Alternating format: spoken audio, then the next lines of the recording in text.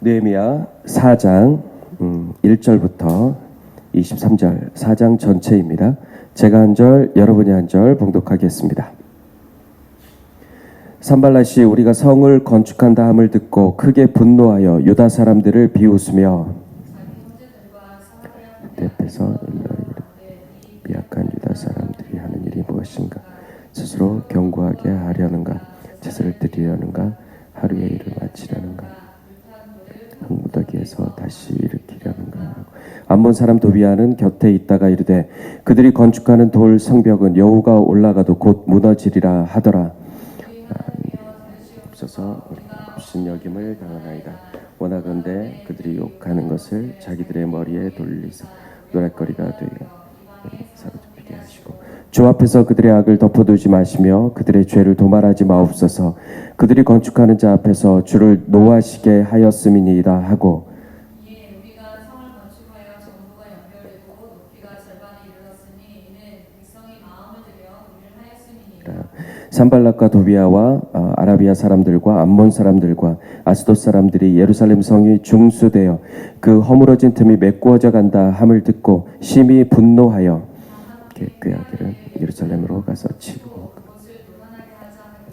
우리가 우리 하나님께 기도하며 그들로 말미암아 파수꾼을 두어 주야로 방비하는데 유다 사람들은 이르기를 흙무더기가 아직도 많거늘 짐을 나르는 자의 힘이 다 빠졌으니 성을 건축하지 못한다 하고 우리의 원수들은 이르기를 그들이 알지 못하고 보지 못하는 사이에 우리가 그들 가운데 달려 들어가서 살육하여 역사를 그치게 하리라 하고 거주하는 유다 사람 제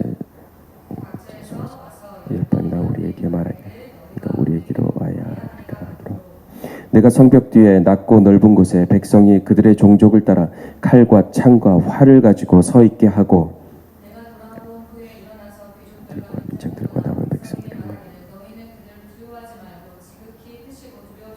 기억하고 형제와 자녀와 아내와 집을 위하여 싸우라 하여 우리의 대적이 우리가 그들의 의도를 눈치챘다 함을 들으니라. 하나님이 그들의 꾀를 패하셨으므로 우리가 다 성에 돌아와서 각각 일하였는데 그들이 절반이라고 절반은 갑옷을 입고 창과 방패와 활을 가졌고 온 족속에 있었습니다. 성을 건축하는 자와 짐을 나르는 자는 다 각각 한 손으로 일을 하며 한 손에는 병기를 잡았는데 한 자는 각 허리에 칼을 차고 건축하며 앞을 보는 자는 섰느니라. 내가 귀족들과 민장들과 남은 백성에게 이르기를 이 공사는 크고 넓음으로 우리가 성에서 떨어져 거리가 먼즉 그리로 모여서 우리에게로 나오라. 하나님이 우리를 위하여 싸우시리라 하였느니라. 우리가 이같이 공사하는데 무리의 절반은 동틀 때부터 별이 나기까지 창을 잡았으며 그 족장과 함께 예루살렘 안에 서지는 함께 읽겠습니다. 나나 내 형제들이나 종자들이나 나를 따라 파수하는 사람들이나 우리가 다 우리의 옷을 벗지 아니하였으며 물을 기르러 갈 때에도 각각 병기를 잡았느니라. 아멘. 1차 포로기한 때 수르바벨과 여호수아를 중심으로 예루살렘 성전이 재건되었습니다. 그리고 2차 포로기한 때 에스라를 중심으로 율법이 회복되었습니다. 그리고 오늘 3차 포로귀환 할 때 예루살렘에 온 느헤미야를 중심으로 성벽이 재건되고 있습니다. 그림 한번 보여주시죠. 이때 대적 산발랏이 크게 분노합니다. 왜 그럴까요? 성벽이 건축되고 있기 때문입니다. 이 성벽은 예루살렘 성벽입니다. 대적으로 인해 허물어지고 불에 탔던 성벽이 다시 건축되기 시작합니다. 성벽이 건축되는 것은 사탄이 매우 싫어하는 일입니다. 왜 그럴까요? 이 성벽이 세워지면 사람들은 서로 사랑하게 되고 또 사랑하게 되기 때문입니다. 사탄은 우리가 서로 정죄하고 미워해야 잘한다 할 것입니다. 하지만 이제 곧 사람들이 서로 사랑하고 서로를 용서하고 또 모이기를 힘쓰게 되면 그것은 사탄으로서는 매우 곤란한 일이 될 것입니다. 하나로 뭉치는 이스라엘 공동체 가운데 하나님의 나라가 세워지니 사탄은 발붙일 곳이 없게 되기 때문입니다. 이 성벽은 평안으로 매는 줄이 되어 백성들이 하나 되게 하는 것입니다. 그래서 사도 바울은 에베소서 4장 3절에서 평안에 매는 줄로 함께 읽어보겠습니다. 평안에 매는 줄로 성령이 하나 되게 하신 것을 힘써 지키라 라고 말했습니다.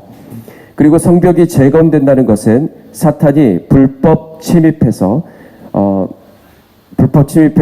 빼앗았던 이 땅에서 이제는 쫓겨나는 것을 의미하고 하나님의 주권이 선포되고 주님의 통치하심이 선포되는 것을 의미합니다. 그래서 사탄은 끊임없이 방해하고 회방을 놓는 것입니다. 그래서 그는 크게 분노하며 성벽을 건축하는 우리를 비웃습니다. 대적들은 조롱하며 방해하고 일어나 함께 성벽을 재건하겠다며 일어선 백성들마저도 흙무더기가 아직도 산더미처럼 많은데 우리는 이제 힘이 다 빠져버렸다라고 말합니다.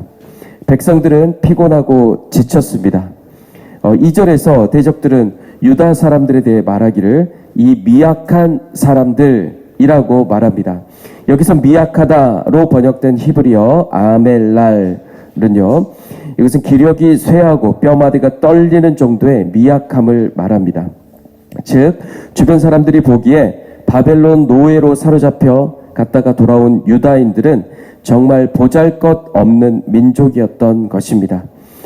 대적들은 저들이 스스로 견고하게 하려는가, 제사를 드리려고 하는가, 하루의 일을 다 마치려는가, 불탄 돌을 흙 무더기에서 다시 일으키려는가 라고 말하면서 온갖 모욕적인 말을 내뱉습니다. 여기에 더해 도비아는 더욱 과장된 조롱을 보태면서 여우 한 마리만 올라가도 성벽이 무너져 버릴 것이다 라고 조롱합니다. 그들의 이 조롱 가운데 여우가 언급된 것은 시온산과 예루살렘 성이 황폐하고 폐허가 된 곳에 여우들이 떼를 지어 서식하는 것으로 알려져 있기 때문입니다. 예레미야 A가 5장 18절을 읽어보겠습니다. 시작. 시온산은 폐허로 변하여 이제는 여우들만 어슬렁거립니다. 아멘. 돌을 다시 일으킨다는 표현은 문자적으로는 돌들을 살아있게 만든다라는 뜻입니다. 불에 타버린 돌은 그 안에 있던 자연적인 수분이 증발되어서 본래의 용도를 상실하기 때문에 흔히 죽은 돌로 여겨집니다. 그러나 비유적으로 돌은 또 사람을 상징하기도 합니다. 메마르고 부서진 돌들이 다시 사용되고 복구된 것처럼 하나님께서는 불행한 상황 속에서 상처 입고 버려진 사람들 또한 다시 쓰실 수 있습니다. 돌을 사람에 비유하는 이 개념은 신약에서도 계속해서 이어지는데요. 베드로전서 2장 1절에서 5절을 한번 읽어보겠습니다. 시작. 그러므로 모든 악독과 모든 기만과 외식과 시기와 모든 비방하는 말을 버리고 갓난아기들 같이 순전하고 신령한 젖을 사모하라. 이는 그로 말미암아 너희로 구원에 이르도록 자라게 하려 함이라.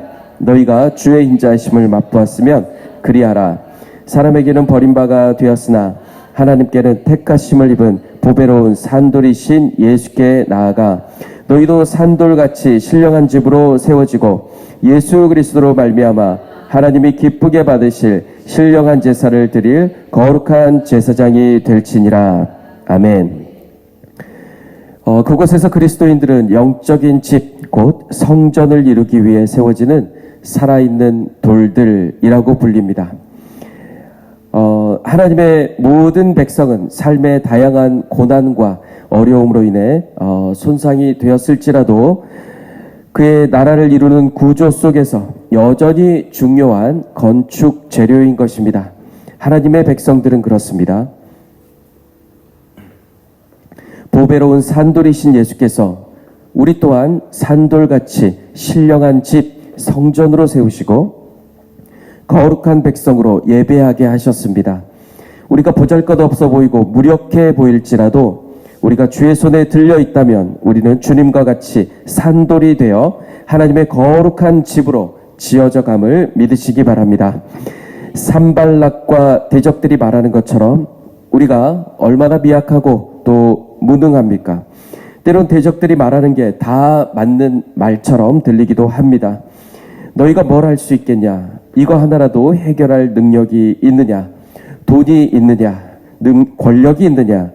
조소하면서 우리를 비웃습니다. 그러면 우리는 금방 세상의 그러한 비웃음을 듣고 낙심하게 됩니다. 그러나 하나님께서는 세상에 미련한 것들을 택하사 지혜 있는 자들을 부끄럽게 하십니다. 세상에 약한 것들을 택하사 강한 것들을 부끄럽게 하십니다. 그러니 약한 우리에게 또한 소망이 있는 것입니다. 대적들의 공격에 느헤미야가 기도로 대응합니다. 그가 기도하기를 들어주소서 우리가 업신여김을 당하기 때문입니다 라고 말합니다. 아이가 엄마에게 달려가 품에 안기듯 느헤미야는 하나님 품에 안겨 들어주세요 라고 말합니다. 느헤미야는 산발락과 도비아의 공격에 맞대어 욕하지 않고 욕하는 것을 대적들의 머리에 돌려달라고 하나님께 기도하며 의뢰합니다. 맞습니다. 이것이 우리 그리스도인의 모습이 되어야 할 것입니다. 예수께서는 이 땅에 계실 때 예수를 따르는 여기 모인 우리가 어찌 행동해야 하는지 손수 보여주셨습니다. 베드로전서 2장 23절을 함께 읽겠습니다. 시작. 예수님은 모욕을 당해도 욕하지 않으시고 고난을 받을 때도 위협하지 않으셨습니다. 그는 모든 것을 공정하게 심판하시는 하나님의 손에 자신을 맡기셨습니다. 아멘. 예수님은 맞대어 욕하지 않으셨고 고난을 받았다고 해서 그 고난 준 사람을 위협하지도 않았습니다. 그는 모든 것을 아버지의 손에 맡겼습니다. 사랑하는 성도 여러분, 여기 모인 우리들도 이번 한 주 살아갈 때 예수께서 보여주신 대로 행할 수 있기를 축복합니다. 아멘. 또 성경은 우리에게 이렇게 말합니다. 로마서 12장 19절부터 21절 읽어보겠습니다. 시작. 내 사랑하는 자들아 너희가 친히 원수를 갚지 말고 하나님의 진노하심에 맡기라. 기록되었을 때 원수 갚는 것이 내게 있으니 내가 갚으리라 주께서 말씀하시니라. 내 원수가 줄이거든 먹이고 목마르거든 마시게 하라. 그리함으로 내가 숯불을 그 머리에 쌓아 놓으리라. 악에게 지지 말고 선으로 악을 이기라. 아멘.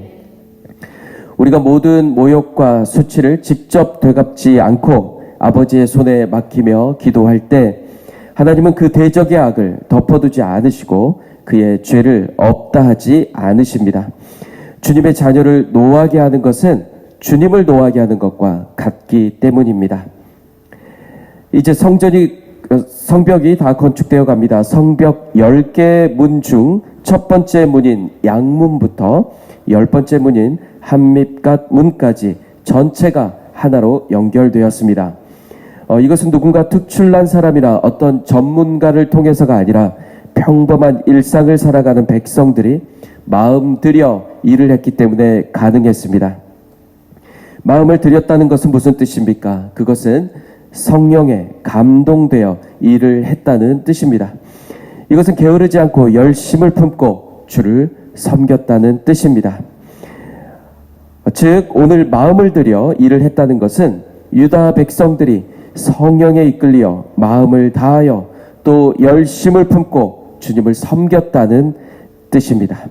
그들의 마음이 오직 주님께로 향하자 한 마음이 되었고 성 전체가 하나로 연결되었습니다. 하지만 중요한 말씀이 하나 추가되어 있습니다. 6절을 읽어보겠습니다. 시작. 이에 우리가 성을 건축하여 전부가 연결되고 높이가 절반에 이르렀으니 이는 하나님이 이 백성이 마음들여 일을 하였음이니라. 백성이 마음들여 일을 하였습니다. 네. 백성이 성령에 감동되어 하나가 되어서 죽게 하듯 일을 하여서 이제 성벽이 전체가 연결되었습니다. 전부 다 연결된다는 것은 매우 중요합니다. 한쪽이 끊어져서도 안 되고 한쪽으로 기울어져서도 안 될 것입니다. 우리의 터이자 산돌이신 예수 위에 우리가 성전으로 지어져 갈 때 이것은 너무도 중요합니다. 그런데 한 가지 중요한 점이 있습니다. 그것은 이 성벽이 완성되지 않았다라는 것입니다. 그래서 느헤미야는 높이가 절반에 이르렀다라고 표현합니다. 백성들이 마음 들여 높이가 절반에 이르렀으니 완공될 때까지 주께서 보호하여 주실 것을 간구하는 것입니다. 성벽의 높이는 얼마나 더 세워져야 할까요? 사도 바울은 이렇게 권면합니다. 에베소서 4장 13절부터 15절 읽어보겠습니다. 시작. 우리가 다 하나님의 아들을 믿는 것과 아는 일에 하나가 되어 온전한 사람을 이루어 그리스도의 장성한 분량이 충만한 데까지 이르리니 이는 우리가 이제부터 어린아이가 되지 아니하여 사람의 속임수와 간사한 유혹에 빠져 온갖 교훈의 풍조에 밀려 요동하지 않게 하려 함이라. 오직 사랑 안에서 참된 것을 하여 범사에 그에게까지 자랄지라. 그는 머리니 곧 그리스도라. 아멘. 아멘. 우리는 그리스도의 장성한 분량까지 충만한 데까지 머리 대신 그리스도에게까지 우리가 자라야 함을 말씀하고 있습니다. 그리스도께서 하신 것처럼 우리도 동일하게 해야 한다는 것이죠. 그래야 사람의 속임수와 간사한 유혹에 빠지지 않고 세상 풍조에 요동하지 않을 것입니다. 언제쯤 우리가 세우는 성벽이 완전히 완성될까요? 그것은 하늘로 올라가신 사랑하는 우리 예수님이 다시 오시는 날 우리는 우리의 성벽이 완성됨을 보게 될 것입니다. 그러니 우리는 낙심하지 말고 그리스도에게까지, 그리스도의 성품까지 우리를 자라나게 하실 우리 하나님을 바라봅시다. 주님께서 속히 오시기를 소망합니다. 주님 오시는 날까지 여기 모인 우리는 늘 성령 안에서 하나가 되는 것이 중요합니다. 그것만이 양문부터 한밑갓 문까지 모든 성벽이 하나로 연결될 수 있는 열쇠입니다. 성령의 감동으로 하나가 된 우리는 매일매일 성벽의 허물어진 틈을 메꾸어 나가야 합니다. 우리가 사는 동안 성벽은 완전하지 않습니다. 어제는 하나로 연결되었던 성벽이 오늘은 허물어진 틈이 생길 수 있습니다. 이 틈이 왜 생기는지 예수께서는 이렇게 말씀하셨습니다. 마가복음 7장을 읽어보겠습니다. 시작. 속에서 곧 사람의 마음에서 나오는 것은 악한 생각, 음란, 도둑질, 살인, 간음, 탐욕, 악독, 속임, 음탕, 질투, 비방, 교만, 우매함이니 이 모든 악이 악한 것이 다 속에서 나와 사람을 더럽게 하느니라. 아멘. 우리의 마음속에 있는 악한 것이 나와서 성벽을 무너뜨리고 틈을 만들어냅니다. 그렇다면 그 허물어진 틈은 누가 메꾸는 것일까요? 메꾸는 사람이 따로 정해져 있지는 않습니다. 모두가 하나가 되어 그 성벽을 메꾸는 것이죠. 사랑하는 성도 여러분, 허물어진 틈을 메꾸는 참으로 충성스럽고 복된 사람 되시길 주님의 이름으로 축복합니다. 네. 이제 1절에서 성을 건축한다는 소식만으로도 크게 분노했던 대적들의 분노가 이제 극에 달합니다.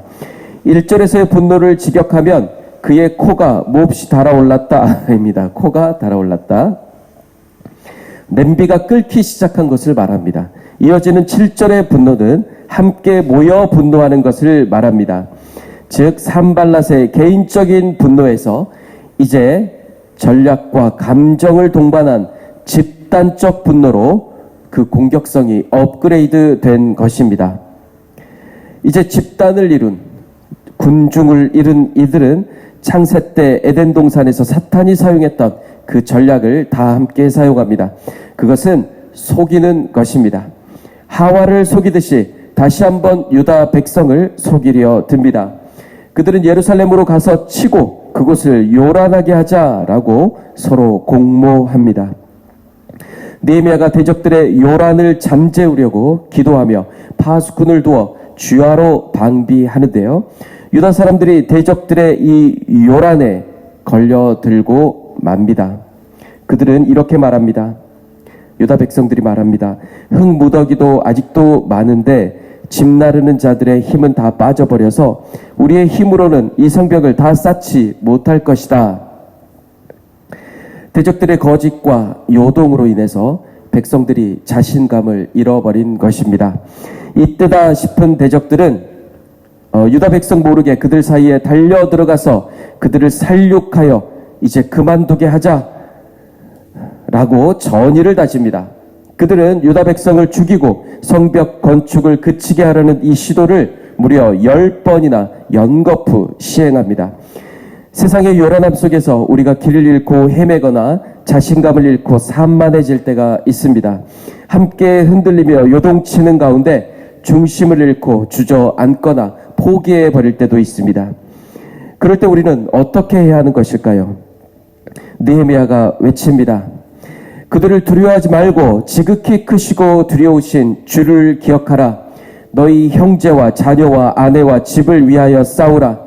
이 공사는 크고 넓음으로 나팔 소리를 듣거든 그리로 모여서 우리에게로 나오라. 아멘. 주를 기억하라. 지극히 크고 두려우신 하나님을 기억하고 사람들을 두려워하지 말라. 상황을 두려워하지 말라. 지금 눈에 보이는 것을 두려워하지 말라. 라고 느헤미야가 강력하게 권고합니다. 우리의 시선을 문제 자체가 아닌 하나님께로 옮겨서 오직 하나님만 의지하라는 뜻입니다. 17절은 한 손으로 일을 하게 하며 또 한 손에는 병기를 잡았다라고 말합니다. 이것은 일상을 살아가면서 영적 전투를 치르기 위해서 항상 무장해야 함을 일깨워줍니다. 23절에 그들은 파수하면서 옷을 벗지도 않았고 물을 기르러 갈 때도 병기를 잡았다라고 기록하고 있습니다. 우리가 직장에서 일을 하면서 또 자녀를 돌보면서 또 음식을 만들면서 또 설거지를 하면서 사람들을 만나 교제하면서 어느 순간이든 영적 긴장감을 놓지 말라는 것입니다. 우리가 살아가는 모든 일상은 성벽을 쌓는 매우 거룩한 일들입니다. 거기에서 무너지면 작은 틈이 생겨서 전체 성벽을 무너지게 할 수도 있기 때문입니다. 사랑하는 성도 여러분, 우리의 무너졌던 성벽은 어느 정도 높이까지 올라왔습니까? 우리의 가정과 교회, 우리의 직장과 이 나라 가운데 하나님의 성벽은 어느 정도 세워져 있을까요? 사탄은 끊임없이 조롱하며 요란함으로 방해하며 멈추게 하고 포기하도록 회방을 놓습니다. 그러나 오늘 느헤미야와 백성들이 일상을 살아가면서 영적으로 깨어있기 위해 몸부림치는 그 모습을 보았습니다. 한 손으로 일을 하며 한 손으로 병기를 잡고 나팔 소리가 들리면 언제든 어디에 있든 싸울 준비를 했습니다. 우리의 미약함과 나약함 때문에 대적들의 무차별 공격으로 우리를 요란하게 할 때 우린 두려워할 필요가 전혀 없습니다. 사실은 우리가 싸우는 것이 아니라 하나님께서 우리를 위해 싸우시기 때문입니다. 요동하지 않는 반석 대신 예수 그리스도로 말미암아 우리의 성벽은 결국 굳건하게 세워질 것입니다. 주님 다시 오시는 그날까지 우리의 마음을 들여 이 성벽 쌓는 일에 헌신하시는 성도님들 되시기를 축복합니다. 전 세계로 흩어져 있는 그리스도인들이 멀리 떨어져 있을지라도 우리는 예수 그리스도로 연결된 하나의 성벽임을 기억합시다. 2015년 파리에서 테러가 발생했을 때, 또 지진이나 전쟁 같은 어떤 큰일이 발생했을 때 사람들은 기도의 띠로 묶였습니다. 뉴스와 각종 SNS를 통해 서로에게 알리면서 함께 기도하여 악에게 지지 않고 선으로 우린 악을 이길 수 있습니다. 이것이 전 세계 그리스도인 모두가 다 함께 성벽을 세우는 일인 것이죠. 오늘 마지막 23절이 독려하는 것처럼 사랑하는 성도 여러분, 주께서 주신 우리의 이 전신갑주를, 이 성령의 전신갑주를 벗지 맙시다. 일을 할 때에도, 밥을 먹을 때에도, 잠을 잘 때에도 이 영적인 옷, 성령의 옷을 입고 계속하여 날마다 승리합시다. 예, 함께 기도하겠습니다. 하나님 아버지 감사합니다. 우리에게 주님의 옷을 주셔서 우리가 이 성벽 쌓는 일을 멈추지 않고 계속할 수 있게 하시니 감사합니다. 하나님 아버지, 연약한 우리를 통하여 주님께서 이 모든 일을 행하시니 참으로 놀랍습니다. 하나님, 우리의 힘으로는 할 수 없으나 오직 주님께서 우리와 함께 하시니 우리가 할 수 있습니다. 주님, 우리가 서로 사랑하고 서로 돌보고 서로 이해하고 하나님, 날마다 허물어진 틈을 메꾸며 이 성벽 쌓는 일을 주님 오시는 날까지 하기를 원합니다. 우리로 지치지 않게 하여 주옵소서. 힘을 내게 하여 주옵소서. 예수님의 이름으로 기도합니다. 아멘.